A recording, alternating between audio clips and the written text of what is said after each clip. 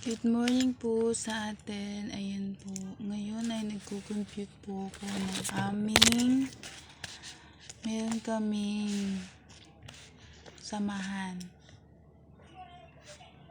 Ang ano ko sana, yung iba kasi gusto na nilang umalis kasi nga medyo hindi kami nagkakalabuan kami. Yung ano namin kasi, yung samahan namin ay na may bigas kami na binibinta, tapos maliit pa lang to siya, tapos yung pinapalo namin, pero sa member lang po yun, yung pwede mag-loan. Ang kaso nga guys, share ko lang po to sa inyo, ang hirap pala, ang hirap humawak, ang hirap mag-record, tapos guys,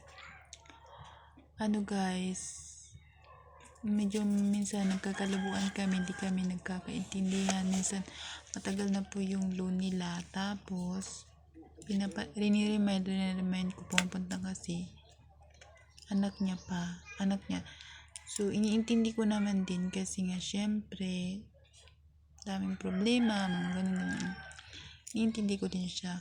And siyempre ito nga guys, na natutunan ko, experience ko, buti nga is napapirma ko to siya. And then ngayon, nalulungkot ako ngayon kasi nga guys, gusto niyang aalis sa grupo namin. So ang free ko, sana hindi siya aalis kasi hindi ko naman sila dinadaya. So ang ano ko lang doon ay sana bawat kapag mapapirma ko sila bilang patunay. And minsan kasi minsan yung iba ay ayaw nila magpirma, kaso nga kahit anong pilit ko, pero ako buti yung tao na nagreklamo is napapirma ko. And then pinapaliwanag ko siya, kahit na hindi ko na kayang ipaliwanag, pinapaliwanag ko. Tapos sinatanong ko kung kaninong sign, kanong pirma. Inaamin niya naman ng kanya, pero hindi niya maalala daw na kumuha daw siya ng ganong kalaki, 2 pieces na ganon kalaki ang kinuha niya. So nalulungkot lang kasi ako kasi nga syempre hindi ko maiwasan na isipin na kala nila nandadaya ako, diba guys? Share ko lang po kasi nga wala akong makwentuhan guys. Ang hirap kasi, ang sakit sa ulo, pagpasensyahan nyo na. Tito, ganito po yung namin. Ay, sorry lang, baka bawal. Yung namin. Parang lang, kasi hindi namin alam na basta may nag-ano sa amin na ganito. And then, ang wish ko lang sana hindi siya alis, 2 sila mag-anak.